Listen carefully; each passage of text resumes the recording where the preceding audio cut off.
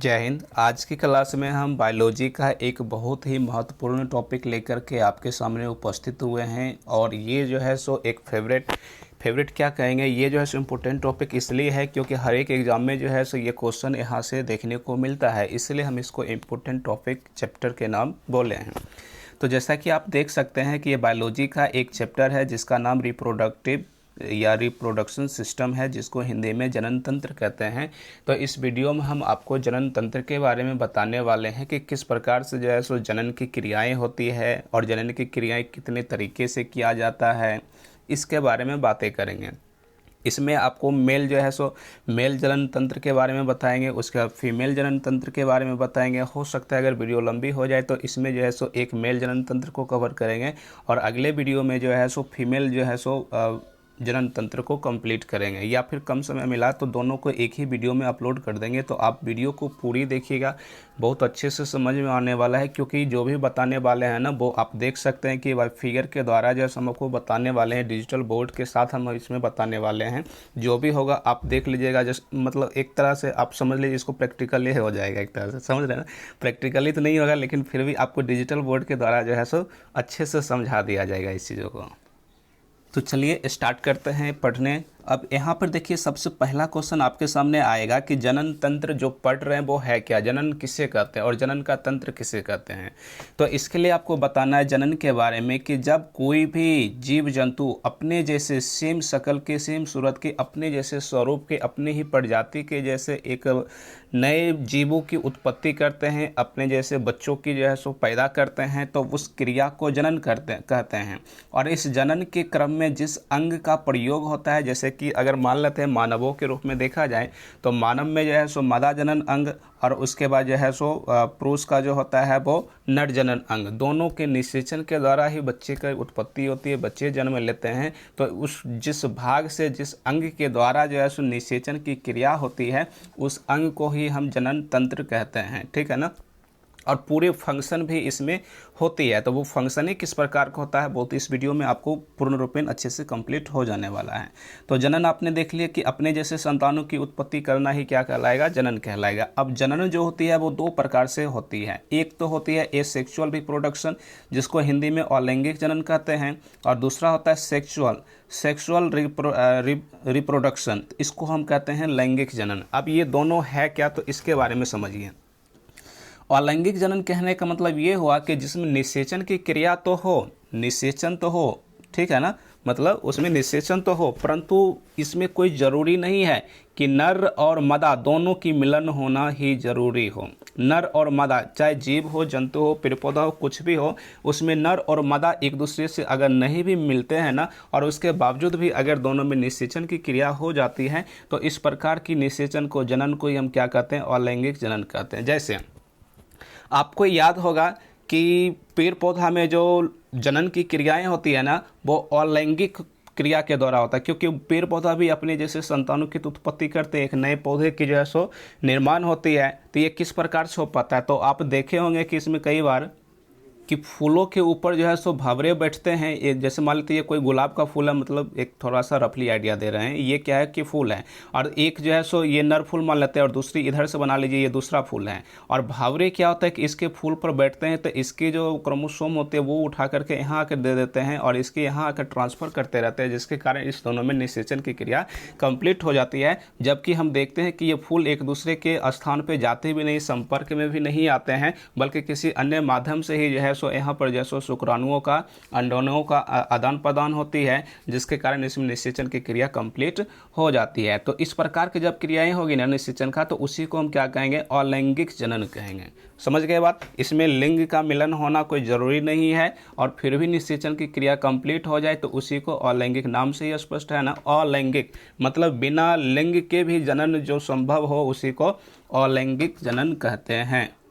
और दूसरा होता है लैंगिक जनन, मतलब सेक्सुअल रिप्रोडक्शन होता है। तो सेक्सुअल रिप्रोडक्शन में क्या होता है कि इसमें नर और मादा जो होती है, इन दोनों का मिलन होना जरूरी है, क्योंकि जब तक ये दोनों मिलन नहीं होगा तब तक जैसे इसके निषेचन की क्रिया कंप्लीट नहीं होगी। तो इसी के बारे में आज की इस क्लास में मुख्य रूप से सेक्सुअल रिप्रोडक्शन के बारे में ही हम देखने वाले हैं, पूरी क्रिया को समझने वाले हैं कि किस प्रकार से रिप्रोडक्शन होती है। और इससे पहले देखिए अलैंगिक प्रजनन का एक उदाहरण अगर हम छोटा सा देना चाहें तो एक स्लाइड ही ले लेते हैं, एक सेकेंड।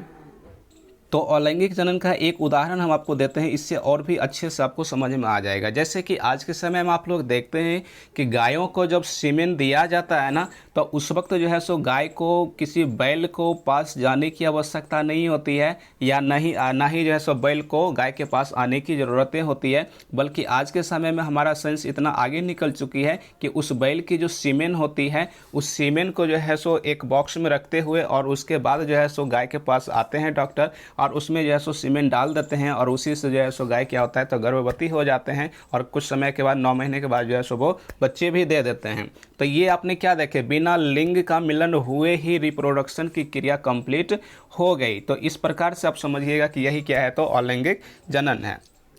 अब यहाँ से स्टार्ट करते हैं, हम सेक्सुअल रिप्रोडक्शन के बारे में समझाने की कोशिश करते हैं। तो अगले पेज पे आ जाते हैं।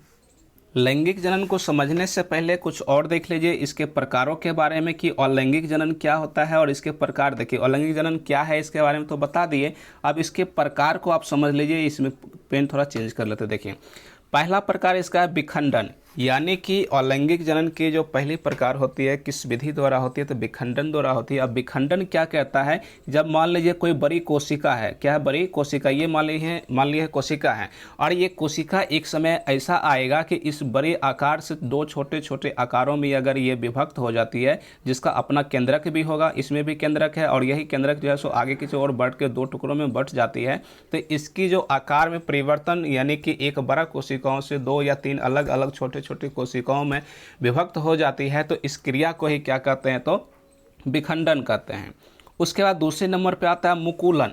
तो मुकुलन के लिए आपको बताना है कि जब कभी भी आप देखिएगा कि किसी एक पेड़ पौधे का कोई सा एक टहनी जो होती है, जैसे फॉर एग्जांपल मान लेते हैं एक फिगर बनाते हैं, ये वाला फिगर हो गया, तो ये फिगर क्या दिखाता है इसमें कि ये ऐसे करके आया और इस प्रकार से जो है सो आगे की ओर बढ़ गया है। तो इसमें जो ये तो मुख्य भाग हो गया, और ये भाग जो है सो थोड़ा थोड़ा बढ़ते बढ़ते बढ़ते बढ़ते कुछ बड़ा हो जाता है, और एक समय ऐसा आता है कि यहाँ के जो ये वाला भाग है यहाँ से ये कट के हट जाता है। जब कट के हट जाएगा तो बचेगा इतना सा, और कुछ समय के बाद जो है सो यही भाग धीरे धीरे और बड़ा होते फिर से क्या कर देगा, एक बड़े सा पेड़ का जो है सो निर्माण कर लेगा, इस प्रकार से जिस प्रकार से पहले था। तो इस क्रिया को ही क्या कहना है, मुकुलन की क्रिया कहना है। इसी को वर्डिंग कहते हैं इंग्लिश में, इसी क्या कहेंगे, वर्डिंग कहेंगे। इसका PDF जो है सो आपको हमारे टेलीग्राम चैनल पर मिल जाएगा, उस टेलीग्राम चैनल से आप जुड़ जाइए, वहाँ पर आपको इसका PDF मिल जाएगा। और इस टेलीग्राम का जो लिंक है वो इस वीडियो के डिस्क्रिप्शन बॉक्स में ऑलरेडी दिया हुआ है, आप वहाँ से ज्वाइन हो सकते हैं। अगला देखिए यहाँ पे क्या कहता है कायिक जनन। कायिक जनन के बारे में समझिए। तो इसमें क्या होता है, जब कभी भी देखिएगा कि पेड़ पौधे के ऊपर जो है सो कोई दूसरा, जैसे ये मान लेते हैं पौधा है, ये क्या है कोई पौधा है, तो इस पौधे के ऊपर ही कोई ऐसा भाग होगा, कोई कोना सा जैसा होगा, तो वहीं से जैसे एक दूसरा पौधा यहाँ से निकल जाता है। इसी के ऊपर, पौधे के ऊपर से ही उसके जो है सो नोड, एक तरह से जो होती है बात, नोड वाले भागों से नए पौधे निकल के आगे की ओर बढ़ जाते हैं। तो इस प्रकार के जो जनन होता है उसको क्या कहते हैं तो कायिक जनन कहते हैं। तो ये अलैंगिक जनन का प्रकार था, 3 प्रकार, जिसको आपने अच्छे से समझ लिए। अब चलिए हम स्टार्ट कर लेते हैं लैंगिक जनन को। तो लैंगिक जनन को समझिए ध्यान से। इसमें देखिए हम आपको बता रहे हैं सबसे पहले नर जनन अंग के बारे में। अब नर जनन अंग क्या होता है कि आप लोग जानते हैं कि जब पुरुषों की जो जनन अंग होता है उसकी जब उपयोग करके किसी संतानों की उत्पत्ति होती है तो उसी को हम क्या कहेंगे, नर जनन अंग कहेंगे, नर जनन अंग, ठीक है ना। तो इसको नर जनन अंग कहेंगे। तो अब नर जनन अंग का एक फिगर के माध्यम से बताते हैं। तो जैसा कि आप देख पा रहे हैं कि बगल में फिगर भी बना हुआ है, तो इसके माध्यम से समझिए कि इसकी कौन सी भाग किस काम में आता है और इसकी मुख्य विशेषताएँ क्या है उसको समझिए। या फिर चलिए एक नए फिगर हम भी बना लेते हैं बगल से। जैसे कि आप देखिएगा कि नर जनन अंग में जो होती है वो 2 प्रकार का टेस्टिस होती है। 2 क्या होती है, टेस्टिस होती है। और इसी के साथ जो है सो एक नसें जुड़ी हुई होती है जो वेस डिफरेंस के नाम से जाना जाता है। जैसे कि आप यहाँ पर भी देख सकते हैं कि नीचे वाला जो ये भाग है ना, इसी वाले भाग को हम क्या कहते हैं, टेस्टिस होती है। और इसी टेस्टिस में क्या होता है तो स्पर्म का निर्माण होती है। स्पर्म आप लोग समझ रहे होंगे क्या होता है। इसी स्पर्म को हम लोग क्या कहते हैं हिंदी में, तो वृषण के नाम से जानते हैं।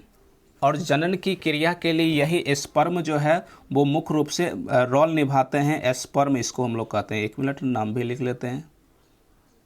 तो ये क्या है, आपका स्पर्म है। इसमें भी स्पर्म भरा हुआ होता है। और इस स्पर्म, इसको तो सबसे पहले हम क्या कहते हैं, टेस्टिस कहते हैं। टेस्टिस, ठीक है ना। तो ये टेस्ट, यहाँ पर देखिए नाम भी इसका लिखा हुआ है, यहाँ से भी आप समझ सकते हैं। वो थोड़ा सा पेंसिल चलाने में थोड़ा सट जा रही है, आप समझ सकते हैं इसको। तो ये जो बिंदु बिंदु अंदर में जो देख पा रहे हैं कि इसी भाग को क्या कहते हैं, स्पर्म कहते हैं। इसी को हिंदी में क्या कहते हैं, तो वृषण कहते हैं। और इस वृषण के मदद से ही जो है सो क्या होती है, तो बच्चे का निर्माण होता है। क्योंकि ये वृषण क्या होता है कि इसके बन जाने के बाद ये वृषण निकलती है वेस्ट डिफरेंस के रास्ते, और उसके बाद जो है सो पेनिस के रास्ते, यहाँ पर एक रास्ता होती है जिसको हम लोग पेनिस कहते हैं। और इस पेनिस के मार्ग से ही क्या होता है, तो स्पर्म निकल के कहाँ तक चली जाती है, तो स्त्री के जो वेजिना बनी हुई होती है, यानी योनि जो होती है, वहाँ तक पहुँचते हैं। अब योनि कैसा होता है उसको भी देख लीजिए। आप लोग तो पहले से माहिर हैं ही, लेकिन फिर भी हम इसमें दिखा देते हैं। देखिए यहाँ पर इसको समझिए, यही योनि है इसका। इस योनि में जो है सो प्रवेश कर जाते हैं, जो स्पर्म बन के तैयार होता है ना, वो इसी के रास्ते जो है सो स्पर्म जो है सो इसमें प्रवेश करती है। और उसके बाद यहाँ से देख लीजिए अंडाशय है, जिसको ओवरी भी कहते हैं। इसी में ओवम बनता है, अंडा बनता है, और यहीं पर फर्टिलाइजेशन की प्रक्रियाएँ होती है। और ये जो भी यहाँ से स्पर्म आई है वो यहाँ से गति करके कुछ इधर चली जाती है, कुछ इधर चली जाती है। तो ये तो खैर जब मादा जनन अंग बताएंगे उस वक्त बताएंगे, लेकिन थोड़ी सी जानकारी के लिए हमने बता दें कि जो पुरुषों में स्पर्म बन है वो स्त्रियों के योनि के माध्यम से जो है सो एंट्री करते हैं, अंदर में प्रवेश करते हैं। और इधर से अंडाशय यहाँ फर्टिलाइजेशन के पास आकर के यहीं पे फर्टिलाइजेशन की क्रियाएं फेलोपियन ट्यूब के पास आकर के फर्टिलाइजेशन की क्रिया होती है। तो ये हम अगले वीडियो में बताएंगे। इस वीडियो में हम नर जनन अंग के बारे में मुख्य रूप से बातें कर रहे हैं। तो चलिए उसी को समझिए। यहाँ से देखिए सही से, हाँ, तो यहाँ से आपने देख लिए कि ये क्या है, स्पर्म है। और स्पर्म ये जो है सो पूरा स्पर्म अंदर में भरा हुआ है। और इसके बाहर ये जो पूरा भाग गोल है ना, इस गोल वाले भाग को ही हम क्या कहते हैं, तो टेस्टिस के नाम से जानते हैं। इसी टेस्टिस को वृषण कहते हैं। हिंदी में क्या कहते हैं, इसको वृषण कहते हैं। आप लोग नोट भी करते जाइए, या फिर इसको जो है सो PDF के रूप में दे देंगे तो आप वहाँ से भी ले लीजिएगा। उसके बाद देखिए इसी वृषण के अगल बगल जो होती है वो कुछ इस प्रकार की जो है सो एक त्वचा होती है। इस त्वचा के बारे में आप लोग जानते भी होंगे। इसी को क्या कहते हैं, तो एपिडिडमिस कहते हैं। इसको क्या कहेंगे, इसको एपिडिडमिस। यहाँ लिख लेते हैं एपिडिडमिस, एपिडिडमिस, ये एपिडिडमिस कहलाता है। इसको हिंदी में अधिवृषण कहते हैं। अधिवृषण, ठीक है ना, ये अधिवृषण कहलाता है, अधिवृषण, ठीक। तो ये आपका जो है सो अधिवृषण कहलाता है।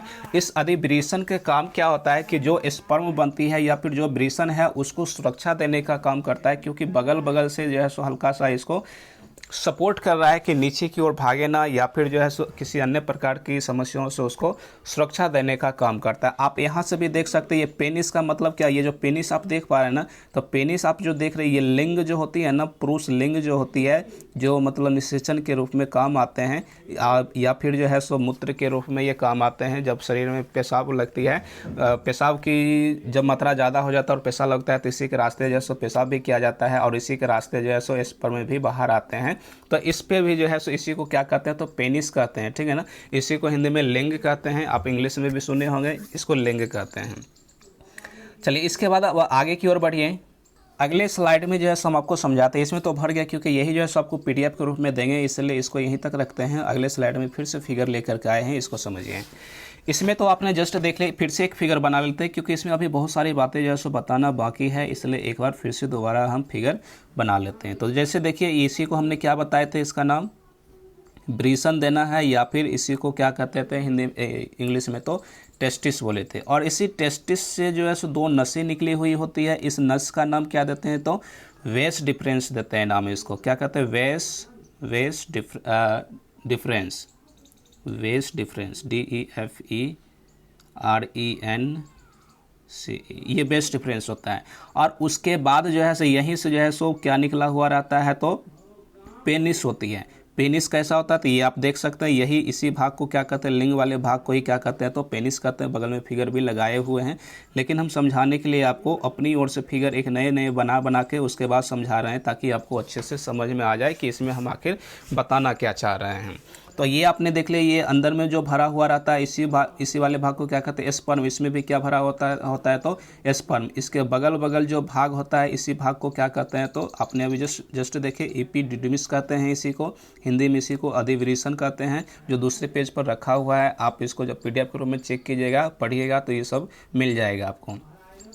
तो इसको क्या कहते हैं, एपिडिडमिस कहते हैं। अब कई बार आपने सुने होंगे कि यहाँ की जो स्पर्म बना है वो स्पर्म निकल के तो चला जाता है, लेकिन कई बार होता है कि जिस व्यक्ति को जो है सो क्या कर दिया जाता है, नसबंदी कर दिया जाता है।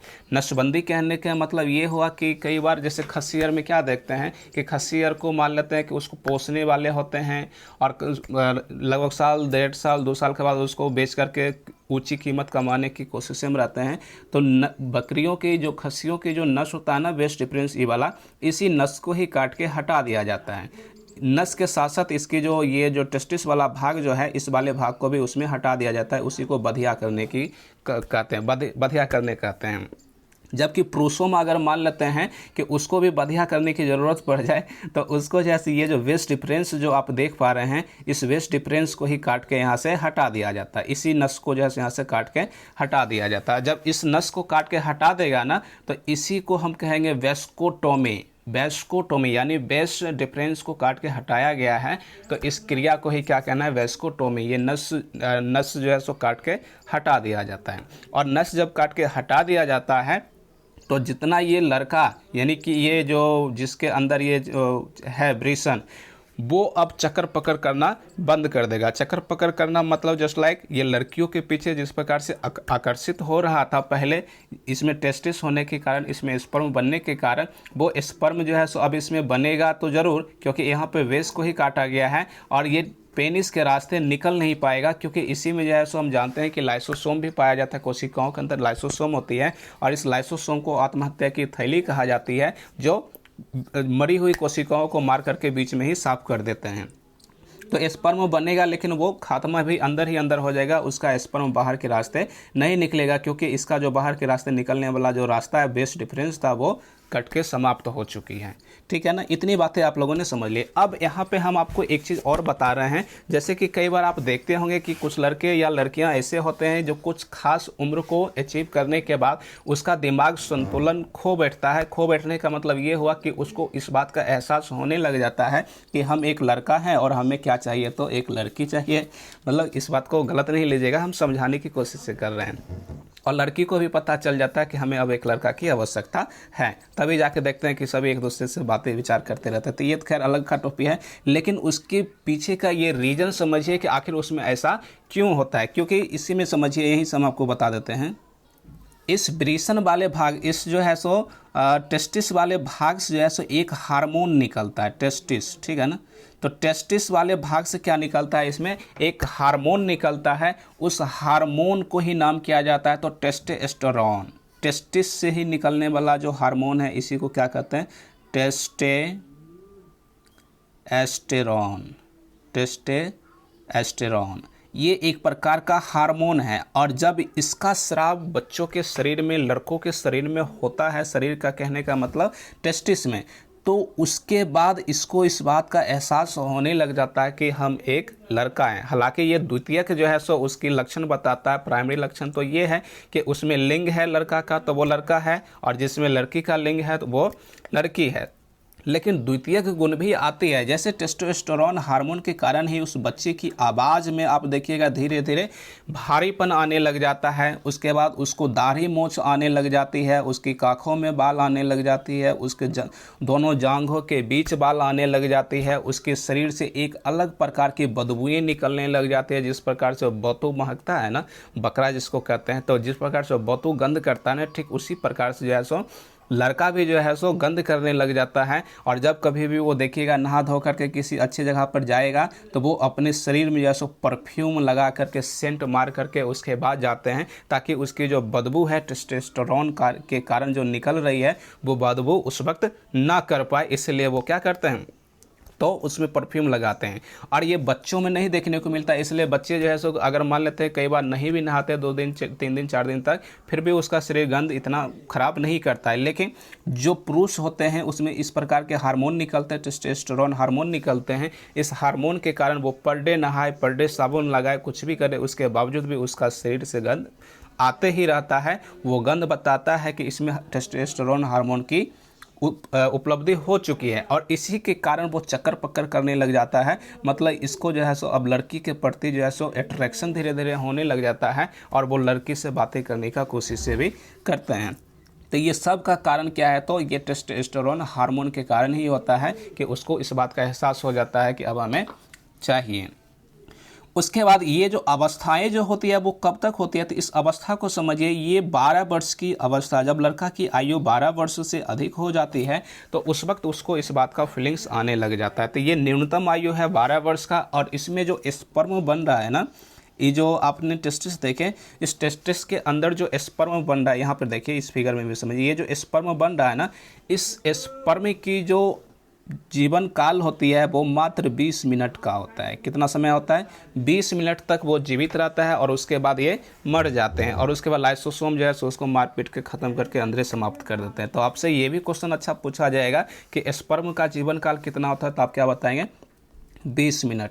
अच्छा, उसके बाद आप लोग कई बार ऐसे भी सुने होंगे कि निषेचन क्रिया करने के दौरान भी कई लोग ऐसे हैं जिनको बच्चे नहीं हो पाते हैं। बच्चे नहीं हो पाने के पीछे का कारण ये है कि इसमें जो स्पर्म बनने की जो क्षमता है ना, ये देखिए यहाँ पे स्पर्म बनने की जो क्षमता है ना वो कम होता है, उसकी मात्रा कम होती है। क्योंकि बच्चे की उत्पत्ति के लिए, बच्चे को जन्म देने के लिए उसको 7 ml की जो है सो स्पर्म बनना चाहिए।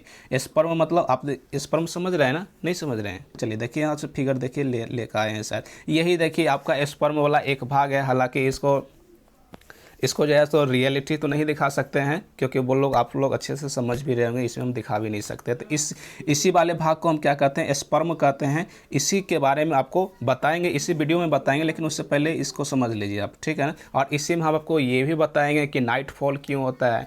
नाइट फॉल मतलब समझ रहे हैं ना, कि रात्रि के समय में आप लोगों को बुरी बुरी ख्यालें आने लग जाता है, और लगता है कि हम सपनों की दुनिया में खोए हुए हैं, और फलना आदमी जो है सो हमारे ही साथ हैं, है ना, ऐश मौज कर रहे हैं। और उसके बाद पता चलता है कि आपके जो है सो लिंग से ये स्पर्म जो है सो बाहर आ जाते हैं, ठीक है ना।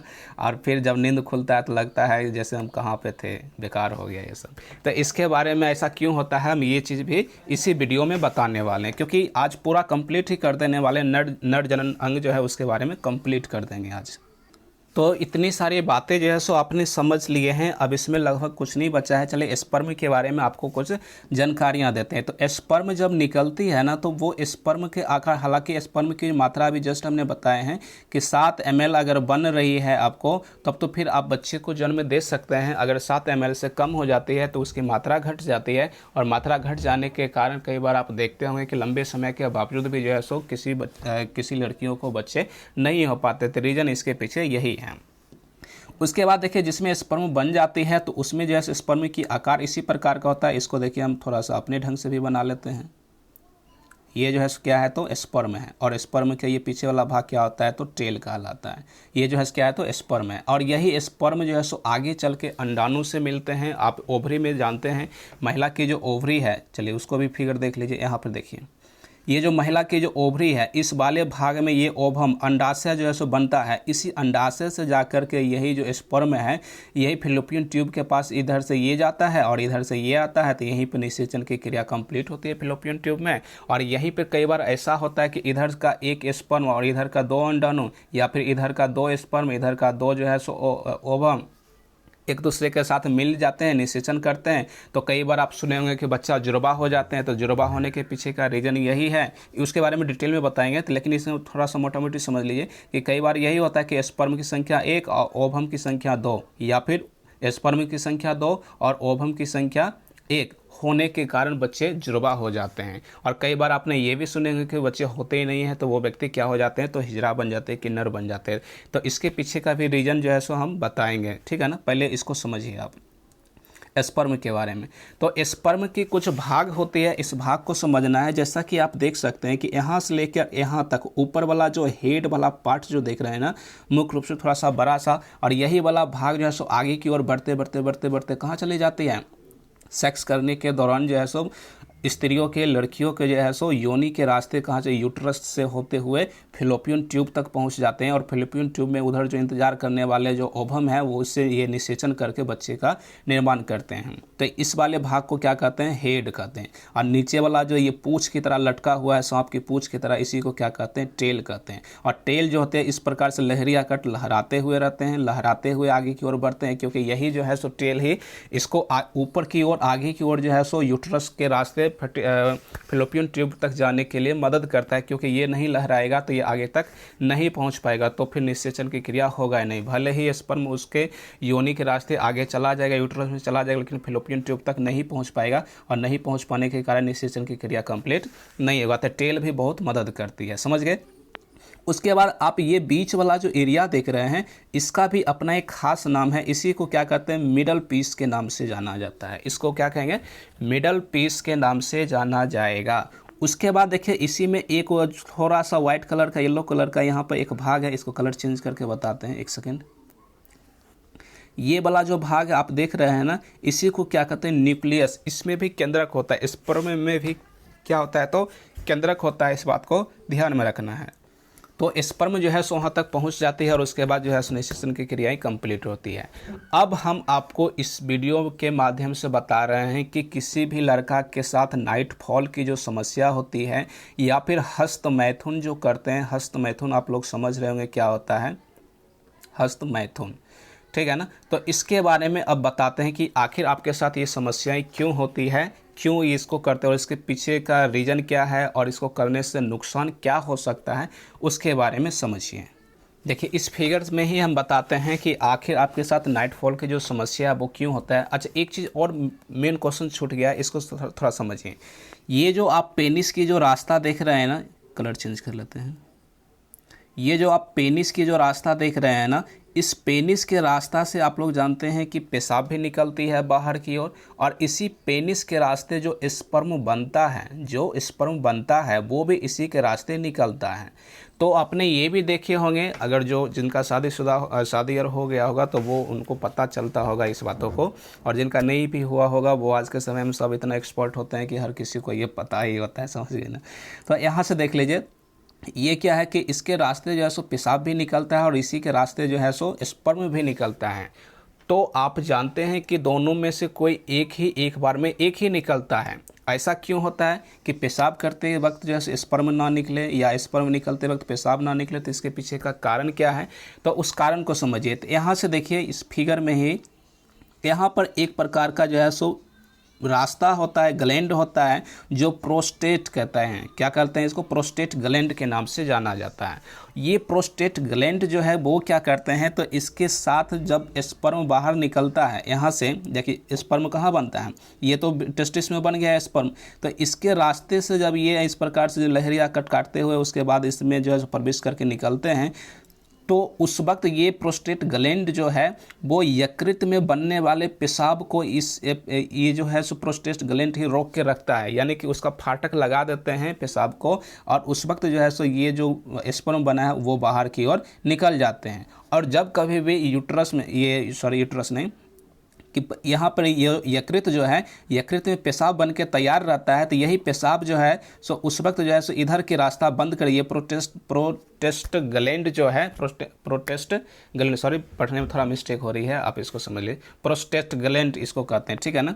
तो यही क्या होता है कि इस रास्ते से होकर के आगे की ओर बढ़ते हैं यहाँ से पेशाब, तो स्पर्म की रास्ता को बंद कर देते हैं।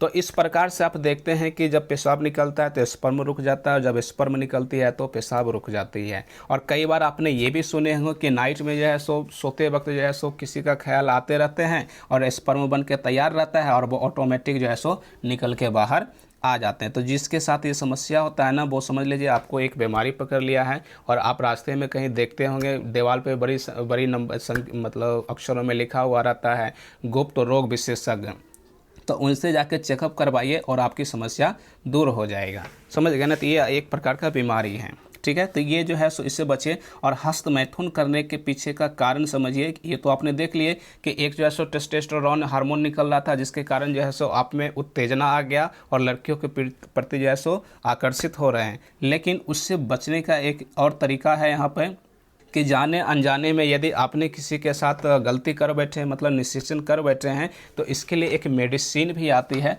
उस मेडिसिन का नाम क्या है, तो इसको सुन लीजिए। और ये जो है सो खाने के बाद क्या होता है कि स्पर्म की जो जीवन काल है उसको मतलब मार ही देते हैं एक तरह से। उसका नाम क्या है, तो यहाँ लिख रहे हैं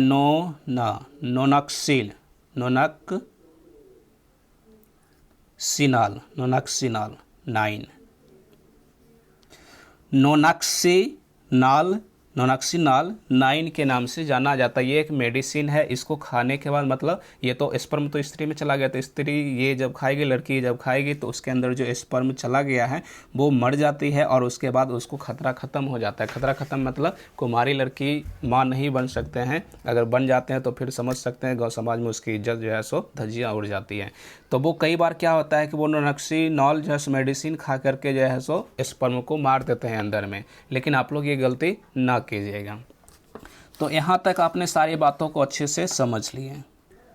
नर जनन अंग से जुड़ी हुई जितनी भी बातें था, उन सारे बातों को हम इस वीडियो में कवर करने की प्रयास किए हैं और सारी बातें आपको सिखा दिए हैं, समझा दिए हैं। अगर आप लोगों को लगता है कि कोई चीज़ समझ में नहीं आया है तो कमेंट बॉक्स में आप हमसे कमेंट करके पूछ सकते हैं कि सर यहाँ पे ये इसका क्या कारण है, उसको हम बताएंगे। या फिर आपको लगता है कि कोई चीज़ बताने में हमने छोड़ दिए हैं, उस पर भी आप चाहते हैं कि उस पर भी समझाया जाए, तो अगला वीडियो हम जो है सो मादा जनन अंग लेकर के आने वाले हैं, तो उसी के साथ हम उसको भी कवर करा देंगे। तो उम्मीद करता हूँ आज की क्लास आपको बहुत ही पसंद आया होगा और इसी प्रकार का वीडियो आप देखना चाहते हैं, समझना चाहते हैं, सीखना चाहते हैं, तो हमारे इस चैनल को सब्सक्राइब कर लीजिए और साथ ही बेल आइकन दबा दीजिए। इससे फ़ायदा आपको होगा कि जब भी वीडियो अपलोड करेंगे तो सबसे पहले आप तक वीडियो पहुँचेगा और आप जो है सो पढ़ाई कर सकते हैं। तो इस प्रकार से आपने देख ली, आपको नाइट फॉल की समस्या भी बता दिए, उससे निदान क्या है वो भी बता दिए कि आप जो है सो बाबा जो सुनते हैं ना रास्ते में, उनके पास जाइए और गुप्त रोग विशेषज्ञों से अपना इलाज करवाइए और आपकी ये समस्या दूर हो जाएगा। और दूसरी बात, आप लोग अगर हस्त मैथुन करते हैं तो उसको ना करें, क्योंकि यही प्रोस्टेट ग्लैंड जो है ये नष्ट हो जाते हैं और नष्ट हो जाने के बाद आपको कहते हैं ना कि लम्हों में जो है सो गलती की और सदियों में सजा भुगतने को मिल गया। तो यही होगा कि उस वक्त जो है सो आपको समस्या हो जाएगा, तो पेशाब और स्पर्म दोनों साथ ही साथ निकलेगा और चाह के भी आप उसको रोक नहीं पाएंगे और बाद में फिर आपके साथ शादी विवाह होगा तो ये समस्या आपका लगा ही रह जाएगा। तो इसीलिए इस चीज़ को समझिएगा ध्यान से। तो इसका अगर PDF चाहते हैं तो आप हमारे टेलीग्राम चैनल से जुड़ जाइए, जिसका लिंक जो है इस वीडियो के डिस्क्रिप्शन बॉक्स में दिया गया है, आप वहां से जुड़ जाइएगा। हमारे वीडियो को यहाँ तक देखने के लिए आप लोगों को बहुत बहुत धन्यवाद।